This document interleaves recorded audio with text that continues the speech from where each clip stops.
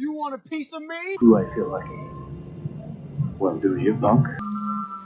Good morning, Vietnam! I love the smell of napalm in the morning. You're gonna need a bigger boat.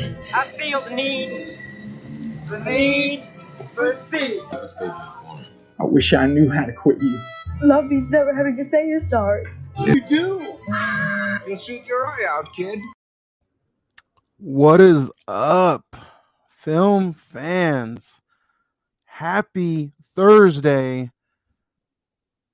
I'm your host, Juan, and I am joined by the bad guy, Nick. What's up, everybody? The 4K bad guy here. And it's another episode, bonus episode, as A24 month continues right here on the Cine-Men movie podcast. Today is a special day. It's Thursday, and I'm joined with you. And the roles are kind of reversed, but it's fun. It's A24 month. So you know what that means. A24 gets plenty of Wangasms. Lots of A24. But man, I'm excited. How are you doing? Doing fine. I mean, I'm doing much better with that Wangasm. I can imagine, like, for people tuning in, hearing the audio, just hearing you Wangasm, that's probably like the biggest pleasure of the whole stream. Could you imagine getting your coffee and you're on the highway on your way to work and you just get hit with a Wangasm out of nowhere after talking about A24? I'm like, just tune into episode. All right, it's time to get to another Cine-Men movie podcast. Like what? Where did that come from? But even though this, I look back, even though this past episode was huge for us and it was everything, everywhere, all at once, live on location from Rodeo Cinema. Even though it was a live podcast, I could not wait for today because I had such a bad taste in my mouth. For everybody who listened to that episode, deeply, deeply apologize. Doing these live on location, sometimes the audio's not right, things happen. So you were not able to hear everything like you probably wanted to. You probably had to turn the volume all the way up and, but that was then, this is now. I apologize. We're on to the spectacular now. And if you guys have not seen the spectacular now, boy, oh boy, it is available now on HBO Max. What is still currently HBO Max. The news broke out a few days ago that HBO Max is, eventually going to be no more. And they're going to go to Discovery Plus. Gasp. Yeah. Where the headlines break out to? Because I didn't see anything about that, but I feel like I've heard about it. No. Yeah. They're going away with HBO Max in the coming future. They're going to be exclusive, Discovery Plus, and they're taking away a lot of HBO Max original content away. Damn. Some of it has already started. So yeah, some of the content has already been removed. So it's a plum shame, golly. But if you guys have not listened to last week's episode or any episode in the past, then you can, wherever you listen to podcasts at, you can also watch them live or anytime on demand on this YouTube channel. You can also find us on the Prescribed Films Network, www.prescribedfilms.com. You can check us out, hashtag the PFPN, along with a lot of other different and great podcasts. The social media is all the same. Facebook.com/the Cine-Men Movie Podcast. The Instagram is /the Cine-Men Movie Podcast. I can't talk today. And then the Twitter is at Cine-Men405. And if you guys want to send in some emails, the email bag is at cinemen921@gmail.com. Nick, they can also check you out. They can check me out. They can stalk me on my Instagram page if you want to. At the 4K bad guy, same as my name there it is here. down there. Yeah. They can also follow you. They can also follow the Friday the 14th podcast. Can also follow us there too. Which, if you guys did not go back and listen to yesterday's episode, it was a fun episode. We talked about May. It was a very different movie, but honestly, it was a good fun watch. Now, am I going to be saying that about the Leprechaun? I don't know, We but shall see. yeah, for sure. Um, but yeah, man, let's get into it. If you guys have never joined us for a bonus episode here on the Cinema Movie Podcast, it's real simple, real quick. We dedicate the entire hour to just that movie. Literally, other than the social media and the some of the other stuff, there's no plugs, there's no sponsors, there's no really segments. So other than the director talk, and we're going to talk about the director for a little bit, just for a quick second, as the director of the Spectacular Now is James Ponsoldt. If I'm saying that right, if I'm not, I'm sorry. He's done movies like The Circle with Tom Hanks. He's also done The End of the Tour, which is another A24 movie. Other than that, he's just done like a bunch of TV shows, and then of course The Spectacular Now. Nick, have you seen any of those, or is it just The Spectacular Now? Just as Spectacular Now. Although, I mean, the other one, The Circle, I think I've heard about it or Y- seen the preview. Yeah, I've only seen it once. It also stars what's that girl's name from Harry Potter? Emma Watson. Emma Watson. Yeah. So she's also in it as well.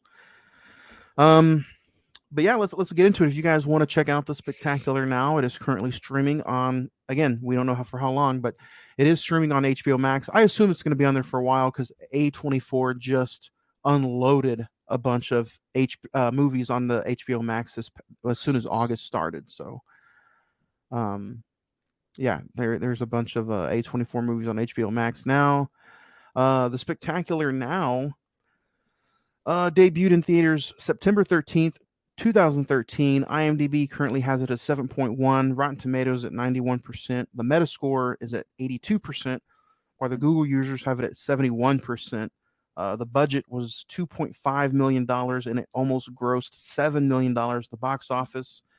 A hard party in high school senior's philosophy on life changes when he meets the not so typical nice girl.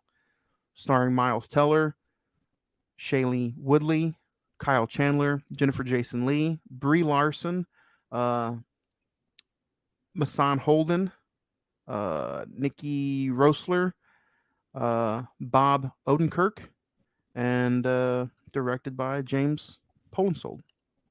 So, Nick, man, I'll start just me and you on here. So, when's the first time you actually did get to check this out? And what made if anybody has not listened to us in the past, A24 month is all 4 episodes are dedicated to A24, so everybody got to pick out one, and this is the one you picked. What is it about The Spectacular Now? Like, did you remember the first time you seen it? Well, I mean, just plain and simple, it was Miles Teller. But when I watched this, I picked it up on DVD. I can't remember exactly when it came out. Um, but I mean, first time watching it, I really enjoyed the film. And then you mentioned other names like, I mean, Charlie Woody, known for the Divergent movies. Bob Odenkirk, he plays Saul Goodman on Breaking Bad, Better Call Saul. Yep. And the funny thing is, you did mention another name. You Brie did. Larson? Yes. And when we were about to do this rewatch, I forgot she was even in the movie. Yeah. She and she, we'll get into the characters, but yeah, man, how did you in a few short words, what was it like revisiting it for the episode today? Was it still enjoyable like it was the first few times?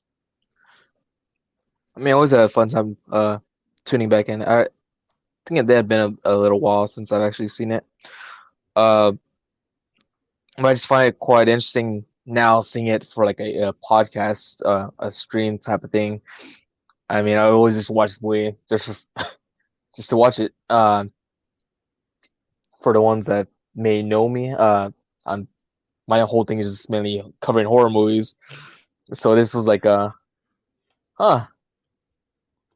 It's just, I mean, it's a surprise to me. that I'm able to cover this movie. I'm a big Miles Teller fan, so it's kind of Uh, like a biased, I guess, thing going on there. no, it's a good pick. And honestly, when you said that, I had to take a double look. I was like, huh? But when I did, and we talked about it, I was like, man, I'm actually glad because I've been wanting to talk about this movie for a long, long time. Top Gun just came out a few months ago, so Miles Teller is popping right now. So I was really honestly looking forward to this rewatch. Um, I seen this movie for the first time probably around the same time you did. Picked it up on Blu-ray when it came out. Loved it. When I watched it for the first time, I didn't even know what A24 was. And then when I found out, hey, that's A24, I just got more hyped about it.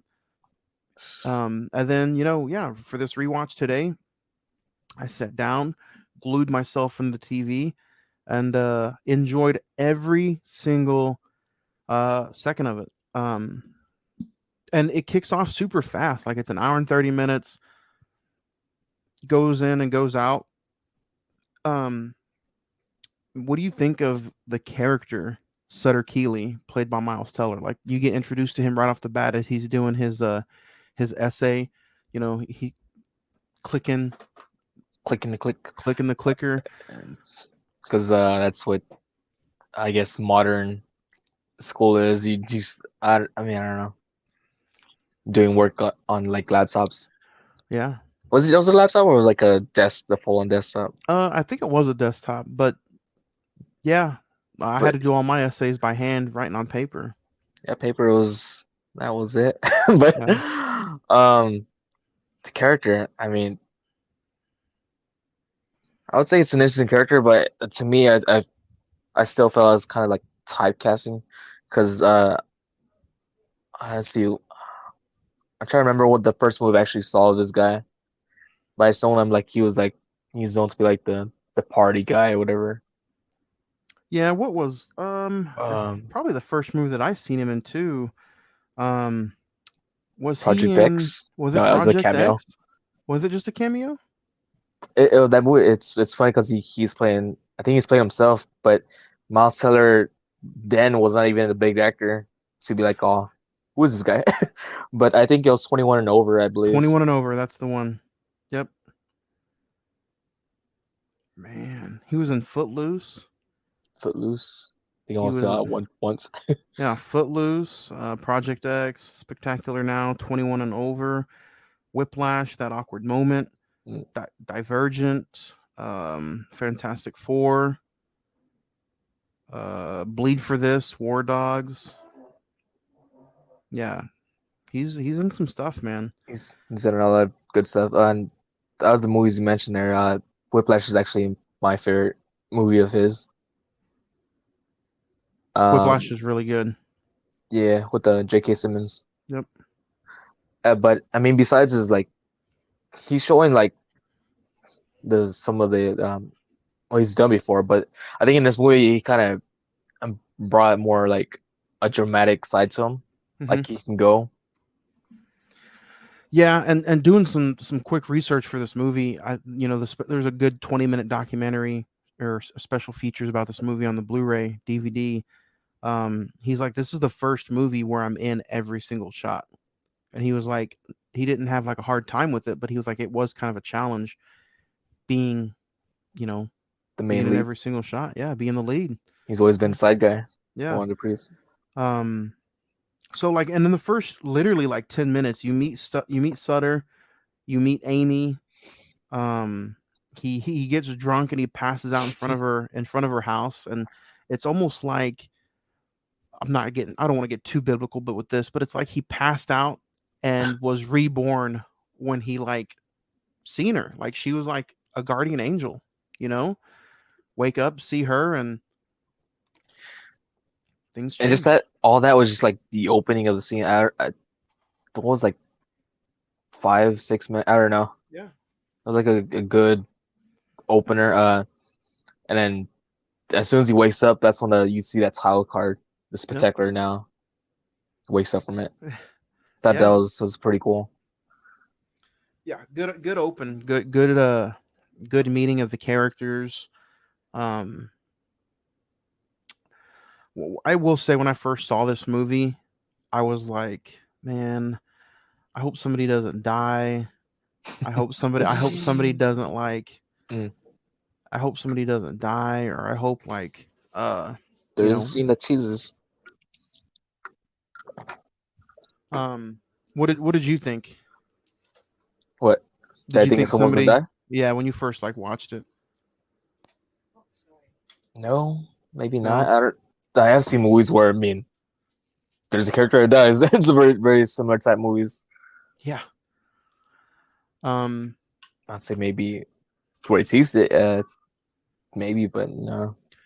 doing the rewatching this for this podcast, I knew he was an alcoholic, and I knew he was having some issues before, but just paying attention to the character and the actor's mannerisms and his facial expressions this time around, like kind of hit me in the feels for the guy, like for the character, like, you know, not and even then in the first 15-20 minutes you kind of get a little mix of Sutter's home life, Amy's home life. Sutter, I'm not saying he's spoiled, but he like doesn't have to really work if he doesn't want to. He uses his paycheck money for what he wants. His mom's over here working double shifts. And let's talk about his mom. Like his mom was played by the great Jennifer Jason Leigh. If you guys don't, have a hard time knowing who she is, she was a big time actress in the 80s.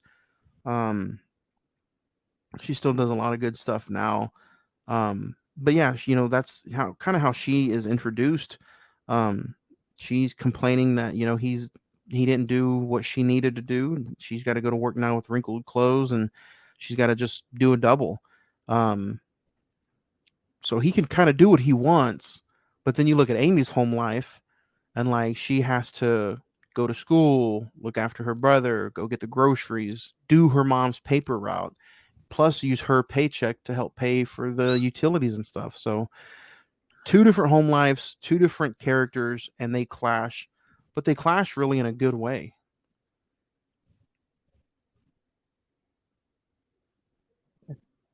What do you think of uh just I don't know, like this is not a hard movie to explain, but it's just really really simple. Like, the two characters uh they don't clash. They just instantly fall for each other the moment he helps her out with the paper route. And everybody does not take them serious. Like everybody's looking at it like, oh, she's gonna get her heart broken. Sutter is just gonna, Yeah, cause he's using her for something, But she doesn't hear it, she doesn't see it, and if she does see it, she doesn't believe any of it. Um, I gotta say, I picked out a line that kind of hit home for me. And I don't think it gets said a lot in just real life in general, but Sutter is obviously having issues in school.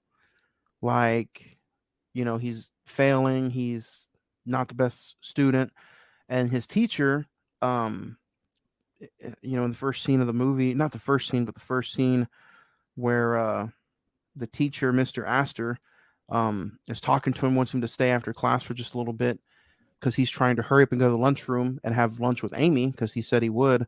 Mr. Astor is like, you fail, I fail. I like my job. I don't want to fail. And that kind of hit me. That was like, man, do teachers talk like that? Because if not, they need to. Um, I've never heard a teacher say that before in my entire life. Like, if you fail, I fail. A lot of teachers are just like, oh, you fail, I'll see you next year. And they look at it as like a job.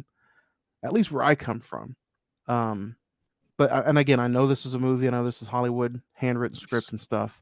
But man, did that line catch you when you heard it again? Or is it just me probably being too much looking into it? um, hmm, no, I mean that's I mean I can agree. Like probably in real life, it really didn't. It does seem like teachers really don't all that care. But I I I I can appreciate that scene. Like making sure it was written and it's all Hollywood, whatever. But just it's almost as that the teacher actually senses that Sutter's like having a like rough time. and actually actually genuinely cares for him. Yeah, which I thought was just perfect writing. Uh, I thought it was cool because everybody throughout the whole movie lets Sutter know, and this it starts with this scene. You fail, I fail. Don't quit. You don't hear those exact words, but you hear his teacher says it to him. His mom says it through him throughout the show or throughout the movie. Dan, he works at like a local suit and tie shop. His boss says it to him. Amy says it to him throughout the movie. His sister, Holly, says it to him. So he's obviously hurting.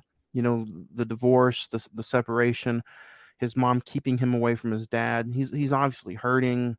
He's drinking a lot, drinking at a young age. Um, just really, really feel for the character, and yeah, It's funny. It's pretty funny how like he's drinking throughout the whole way. He's like using that styrofoam cup. yep, You see him just carrying around with him. yeah. It's either the styrofoam cup, it's the flask. The If flask. yeah, if he's at a party, he's just hammering back some beers. Yes. Um, he's Yeah. just toasted through the whole movie. Um, It's- and usually when you see movies like this, it just gets worse for that character. And he hit some dark times in the movie, but it doesn't get as dark as I honestly thought it was going to the first time I seen it. I thought it was going to get a lot darker. I thought somebody was going to die or something like that. But uh, just how perfect of a telling of age story was. Like I don't know about you, but I'm a huge '80s fan. Like um, Breakfast Club, Fast Times at Ridgemont High, like all those teenager movies are like I can rewatch them anytime, and they're phenomenal to me. But this was really kind of the first coming of age teenager movie that didn't make the teenagers look like a bunch of drunk dumbasses like American Pie, or like some of those nitwitted comedies. Like, it took teenage life serious in this movie. And then after this, of course, you got movies like, you know, um 17 again, not 17 again, but what's that movie with Woody Harrelson?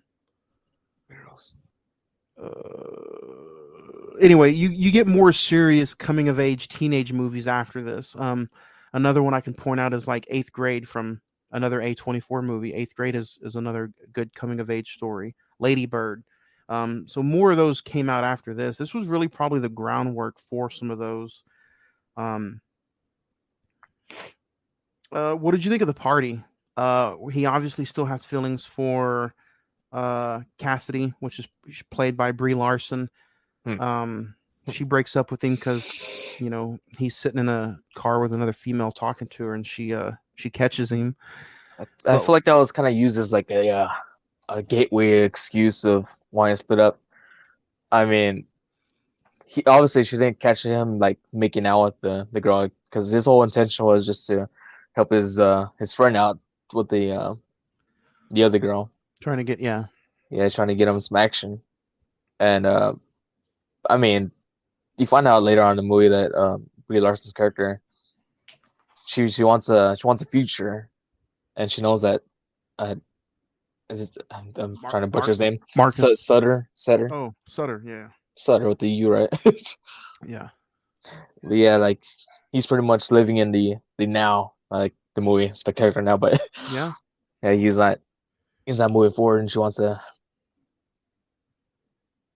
So essentially, that was kind of part of that. Her main reason for like splitting. Yeah. Not that he was like a real bad dude, but And I mean, stuff like that really does happen. Like, you know, Marcus has a huge future, probably a star athlete, probably $1 million contract coming up soon. But like, yeah, like people want to grow, people want to move on.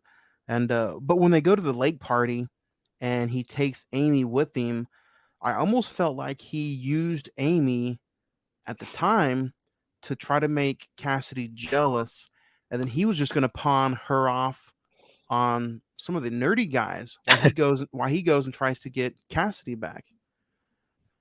And I'm like, dude, that's not cool. And then when it didn't work out in his favor, he goes and get out of here, loser, and he takes Amy and Yeah. Which after he takes her to that walk, like she starts sharing the flask with him. Like, dude, they had some really good dialogue scenes shared in between conversations, and yeah, they had some pretty deep conversations about his dad, how his dad's not like an aviator, and then he's the first one who gets her to try to come out of her shell. Like he's like, you need to tell your mom to, fuck off, you know. So let's say motherfucking off my back. Yeah. Come on, you gotta say motherfucking. um, but yeah, just I mean the whole idea of him using her in the beginning, just at the party, and like I just settle for second best, going back. But I mean those are the interesting parts of them just having like personal conversations, even if there's alcohol involved in it, but just shows more character being let out by Montseller. Yeah, and I don't mind by like some of those deep conversations that the two have throughout the movie is like really really powerful stuff. Um, After he kind of gives Amy like a backbone to stand up for herself. She's like, hey, if I stand up to my mom, you got to do yours, and you got to go see your dad. But he kind of sneaks around and doesn't stand up to his mom. He gets the information through his sister Yeah, because he takes Amy to the dinner that they have. that's the Um, his sister, the actress. That's what's her name? That's isn't that the actress that plays Ramona Flowers? her name Or is it just is a look like? where'd she go? She disappeared. Mary Elizabeth Winstead. Yeah, that is the girl who plays Ramona Flowers in Scott Pilgrim. Yep. She is also the Huntress in Birds of Prey. She's in 10 Cloverfield Lane. Yeah, Yeah, she I comes knew out. she. So there's just plenty of movies that I've seen her, but like it's always like, oh yeah, you're just Ramona Flowers. Yeah, and that's huge too. That was a huge role for her back in the day. Scott Pilgrim versus the World, and then she's in the Spectacular Now with like Which this. also stars Brie Larson. Yeah, man, what a cast. Honestly, looking back at the Spectacular Now, so many years later, um, this is just one of those movies. Like, man, like how did this get skipped by so many people? Like, there's so many people out there that have no idea what this movie is. Um, but hopefully, with us talking about it today, and then with it trending on HBO Max, man, hopefully people can give it a watch this weekend. It's definitely a good tuner. Um, the prom, he wants to take her to the prom, and he does, and you know, people still think that that's the wrong thing to do. Don't take her to prom; you're just going to hurt her. Um, but no, he takes her to prom. Uh, what about the scene, man, where you can obviously tell, character wise, she was the virgin in the movie, but they have that scene, kind of a little awkward scene, but they do the do They do the as do. as the Mountain Dew commercial says, and you know, um, Mm. I don't know, a little bit of an awkward scene, but I think they nailed it. I think it was meant for you to feel awkward, just because those two felt awkward. And then they take the road trip to go see the dad, Kyle Chandler. It is what it is. I'm not a huge fan of the guy, but I think he did okay in this movie. Um, he's one of those actors, man. What about you, Kyle Chandler? What do you know anything on the top of your head that you might know him for? Unless you Godzilla say like versus Kong. that's one of the newer titles, right? Mhm. I was gonna say like unless you name movies, I mean, I can't think off the top of my head who Uh, it is. he was in Super 8. I've actually never seen Super 8. Whoa. Oi. Argo, Manchester by the Sea. It's funny, he was actually in King Kong from 2005, and he's in Kong versus Godzilla. He reprised his role, not my different character. He's in Game Night, First Man. He's in a lot of stuff, like a lot of good serious stuff. He's in Wolf of Wall Street for a little bit. Zero Dark 30. But a lot of people really know him from his Friday Night Lights show. He was on Friday Night Lights from 06 to 2011. So every time, I don't know, it's not a bad thing, but I'll see what you think about it. Every time I see Kyle Chandler, I feel like I'm watching a Lifetime original movie, or like he's, you know, I don't know. He just feels like a generic actor. What about you? You just Did played you? the He played the good, uh, messed up dad in the movie. I think he did okay. they're okay with that, but yeah, it like you said, it was kind of generic. Yeah, It was just like, oh, I did good, but I know you could have done better, but you just good performance. yeah. Um, and seeing his dad in that way, he shares a picture with his kid, picture of beer, and then he makes a promise, or he's supposed to seem like the next day, right? And then his dad like never shows, or his dad was Oh, supposed to come to the hotel. all right, correctly. I think they were supposed to go to a game or something like that. Okay, I don't know, was it supposed to be the same day or the next day? But yeah, because they're at the barn and his dad is gonna give that girl. I don't know if that's like his new chick or is it just s- some random hoe. But he's like, I'll give her a ride. I'll be back. It'll be like an hour. Or it's like, why do you need an hour? Oh, you know why. But I mean, time goes by and then they just take off. They go back to his place and no one shows up. And I guess they put two and two together. Like, oh, you know what? This guy is probably back at the bar. Which, sure enough, they see him there with his friends drinking. Which is, I mean, I guess they had the characters part. Yeah, you want to hate him. yeah. He did it. I mean, he didn't like him to begin with, but And I think that's what hurt Sutter the most was like he probably wanted to find out for himself that his dad wasn't a good person, but I don't think he also wanted to go back and be like, man, my mom, that old mean woman, she was right. yeah, All these he many didn't, years later. he didn't want to believe it. He's like, Yeah, oh, he just saw like, oh, it had to be my mom. I mean, so on like nag nag nag and all that. Like, it's like there's got to be a reason why he left. And then, I mean, they had that talk. It was like, she didn't kick me out. I just left straight up. This guy hoping he admits that he left. and the thing that really hurt Sutter, like even on this is where it starts to get a little bit more serious on the car ride back because his dad lives like 3 hours away. On the ride back, he realizes, man, I can't stop drinking. I'm only in high school and I'm already getting, toasted. Nobody really cares about me. At least this is what he's thinking. And he's like, here I have this perfect girl right next to me, and she needs to just get far, far away from me before we end up like my mom and dad. And it's just like, man, at that point, and he gets so angry and so mad at himself because she doesn't want that to happen. Amy is like, I'm here for you. Are you okay? And he's just not having it. He almost gets into a wreck because obviously they're a little toasted and he's not paying attention. Um, He's like, oh, so you don't love me and all that. He just kept just going on and on. We get to that scene where he tells her to get out of the car. Hmm.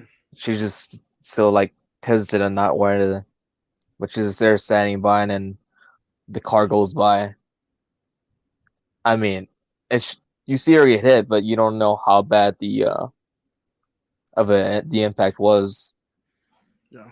When I first saw this movie the first time years ago, I was like, oh my god, please don't tell me she died. Because in all those stories of drinking and driving, or somebody being messed up, it's always the innocent who pay. And I'm like, please tell me she did not die. I'm gonna sit here and bawl my eyes out. I mean, that scene was just like, whew. I think my first time, it kind of got me in the, it did get me in the feel. um, yeah, it was pretty. I was like, damn. Yeah. But transitions to the next scene where they're at the hospital and she's gonna be all right, pretty much. But And then really, after that, after she gets hit, you have the scene where he goes to graduation, and you kind of see some characters go off into the sunset. That's the last time you'll see Cassidy.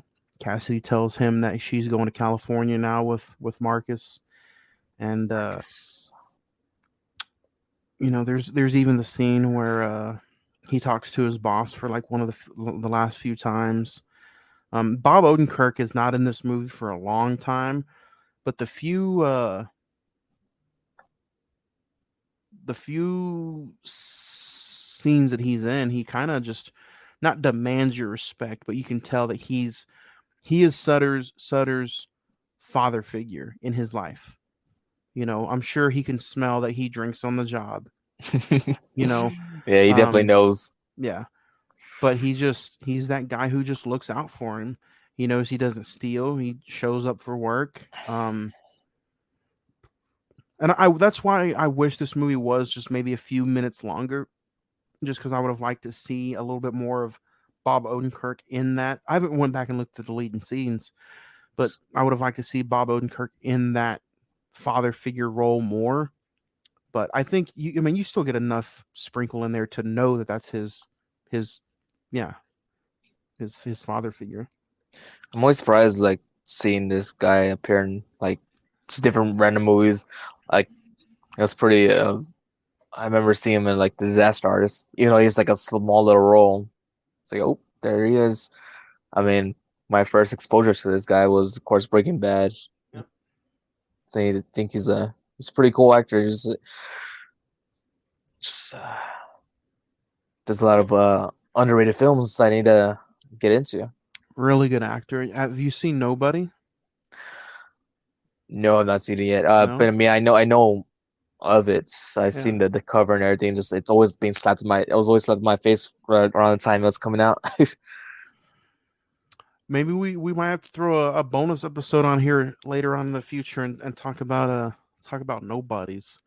Mm, Um, Odenkirk. But the dialogue of for that last kind of thing, because he's offering him like a higher position, I believe, yeah. and he's like, "Oh, just need you to do one thing for me, like kind of cut back on your drinking, or just because he knows he's been drinking the whole time." And then Sutter's over here like, "Oh, yeah, I can't make that promise." So like, damn, you savage. Yeah, man. After he runs into the mailbox, he Like, has he has the deep, like, real conversation with his mom. And that scene, the dialogue between Sutter and his mom, Sarah, is just, Sutter breaks down. He starts crying. He's like, nobody cares. And she's just reminding him. She's like, no, you're not like him. You're a sweet person. And then she reminds him of some of the things that he's done when he was younger.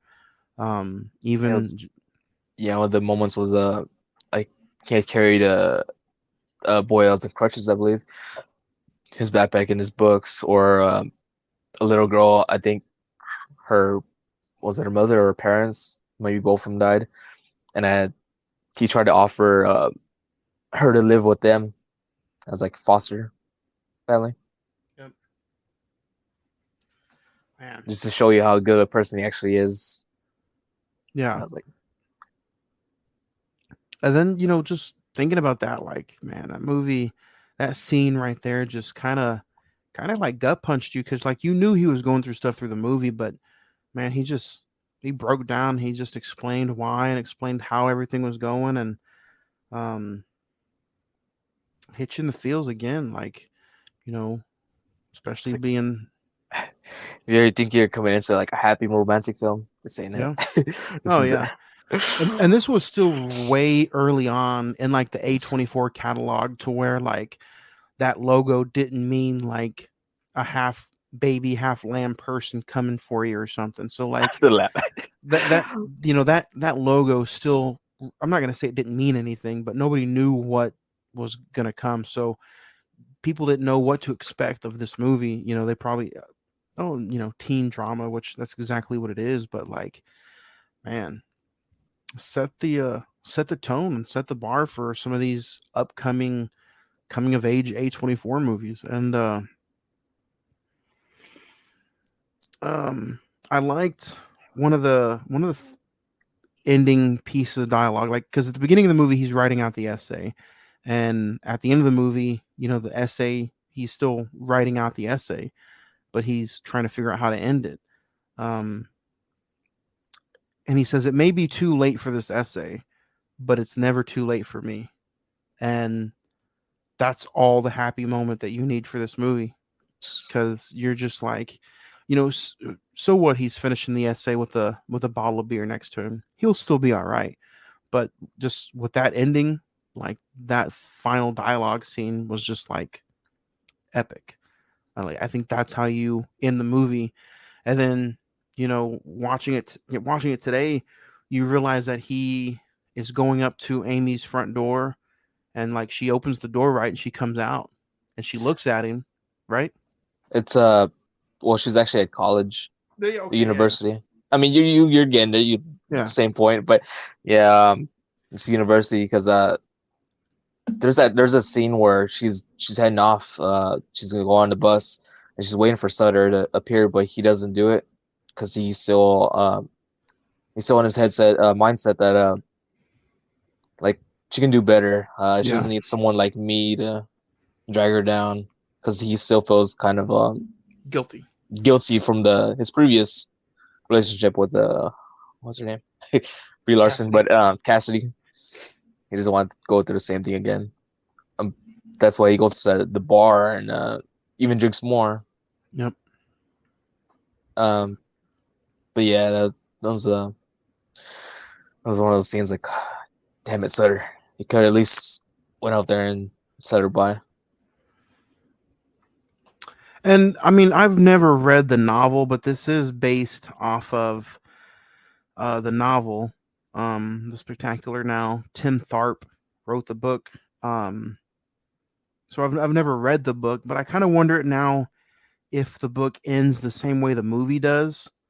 Because like like how you pointed out, she ends up going to college. He's writing the essay to, I guess, to the dean of admission to try to get into a college. And like you said, he meets her up at the dorm or the college, and she just looks at him, Smiles and then fades to black. smiles. Yeah, Bam. perfect A24 coming of age ending. It just leaves you wondering what happened, how their lives might have ended up. So I'm not a big reader, but honestly, this movie today made me want to go get the book and just kind of read it throughout read it and see how it kind of ended. Maybe it ends the same way. Just go buy the books and read them. Yeah. Then do a whole stream about the books. What about the ending though? Did you like it? Kind of left your mind wondering a little bit. Did she, did they go have dinner? Did she just turn around and walk away? It'd be crazy. Like, yeah, you didn't come for me at the bus station, so yeah, screw you, man.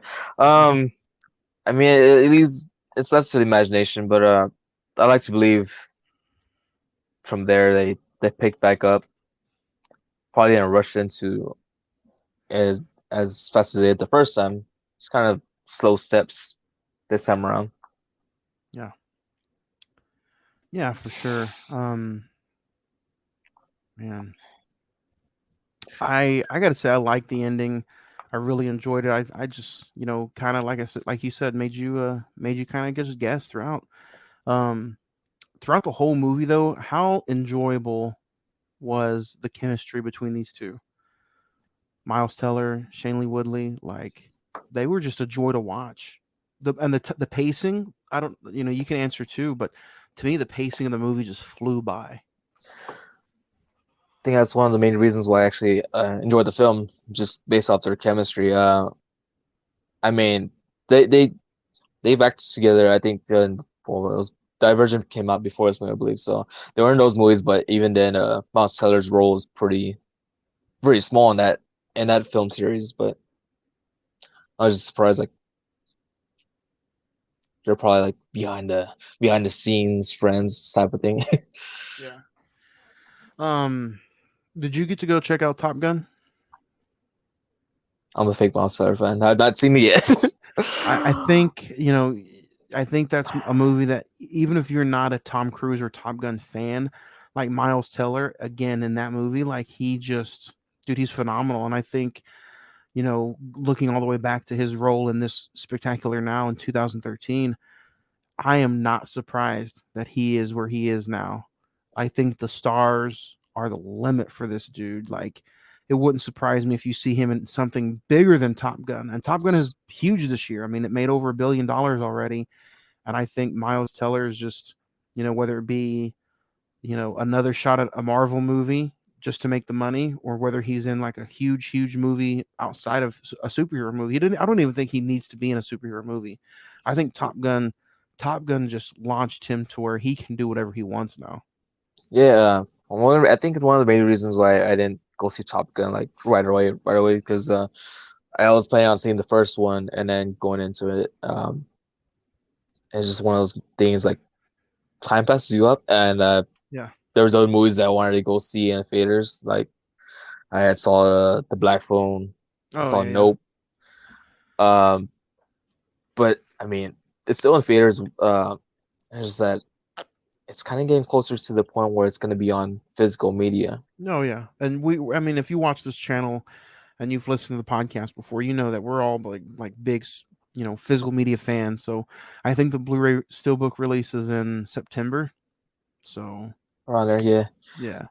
So I mean, it's already a given that I'm gonna pick up the movie since I own just about all the Miles Teller movies. Yeah, and just looking into it with this, man, this was just such a joy to watch. The score, the dialogue, the characters, the actors, man, the writing, the cinematography, some of the shots of them just sitting on the back of the car, or the wide shots of them in the bed together, or even some of the music scene and the small scene of them dancing. Is it at prom? When they're Um, dancing, like that's some good shit. Such good shit. And Um, it's even one of those things like they joked about it in the special features. They're like, yeah, let's make a good teenage movie that doesn't have vampires involved or oh, heartthrobs involved. Like they wanted to make this movie serious to where people could take teenage problems serious, and I think they knocked it out of the park with this one. Out of the park. Um, So yeah, I mean, like I said, if you guys want to check this movie out, it's on HBO Max. Go HBO Max it up. Um, Come back, listen to the episode, or hopefully this conversation just made you want to go watch it. Because you know what? Even though I watched it before this conversation again is making me want to go watch it. go So rewatch it and read the yeah, book also. yeah. Um,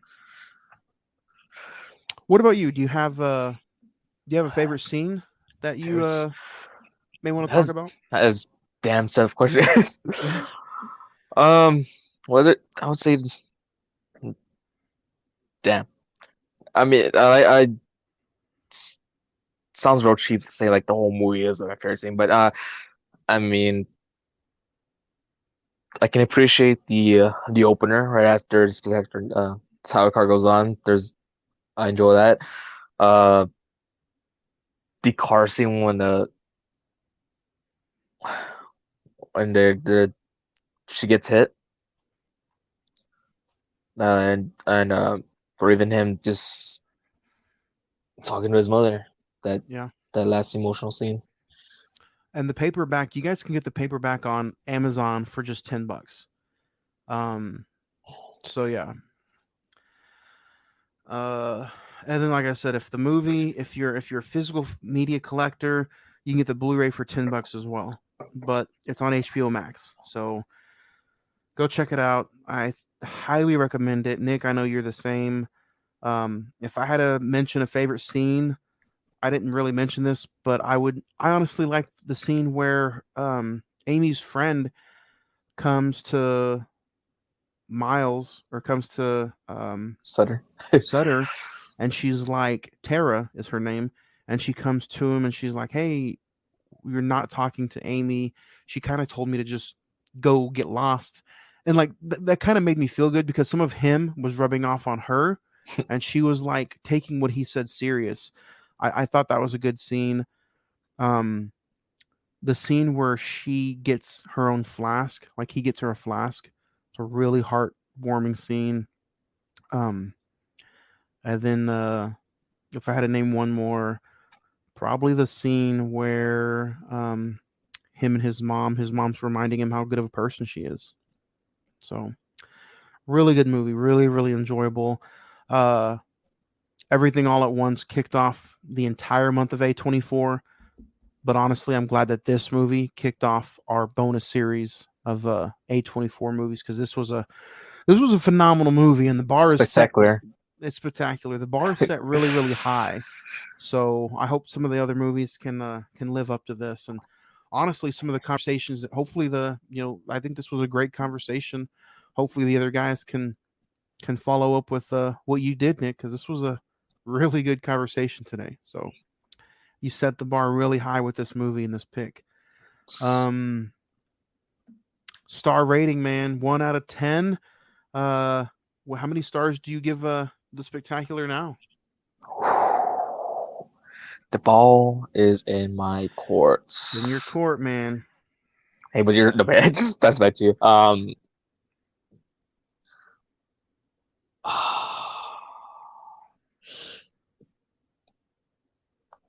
really do like this movie. I don't know if I want to tie it with the. You want to think about it for a little bit? I'll go off. I'll let you go. I'll go off. I'm honestly going to give this movie a 9. I think it's perfect dialogue. I think it's really, really good as far as just the pacing. Cinematography shots are great. The character development for the two for just an hour and 30-minute movie are phenomenal, are spectacular now. I think it's great.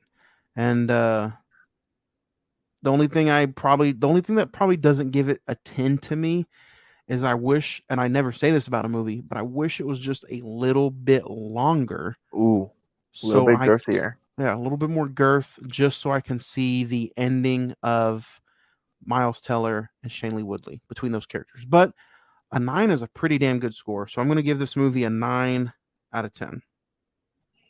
All right, you gave me that extra time I needed, and I am on the same star level with you, 9. Because there was a split second where like, am I gonna go there? Can I give this movie a 10? But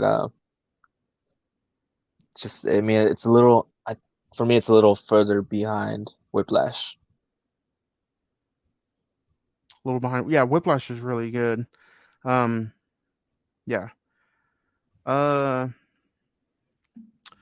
Star rating, 1 and done. 10. 9. We both gave this movie a 9. I mean, as soon as you said star rating, I was like, oh, first number it came to my mind was like 9, but it was kind of like, yeah, I don't know, man. But next up, guys, Monday, August the 8th, episode 205, we are talking about Marcel the Shell with Shoes On. It is A24's brand new movie that's currently in theaters, and it's their first kids movie. So I think it's going to be pretty fun to go check out Marcel the Shell. It's going to be our topic of discussion Monday on the podcast.